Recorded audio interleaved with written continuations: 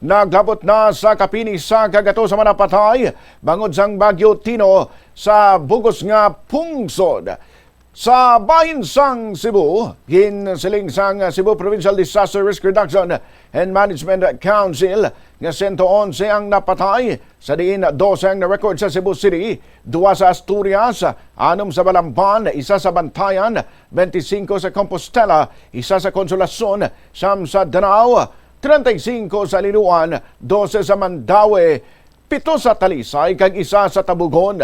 Samtang nagka-record naman sang halos 400,000 ka mga tawo nga pang-evacuate sa bugos nga probinsya sang Cebu. Sa area naman sang Negros Occidental, ginkompirma sang PDRRMO sang Negros nga hindi magnubo sa 20 ka mga taong napatay kasunod sang paglaslas sang bagyo. Ini nga bagyong nagdalaman sang Laplagon nga pagbaha sa probinsya kag madamo nga mga panimalay ang nalubog man sa tubig baha. Sa piyak nga bahin, masobra sa 38,000 naman ka mga individual, halin sa 11,000 ka mga pamilya sa nagkalailain nga banwa sa Palawan ang naapektuhan sa bagyo.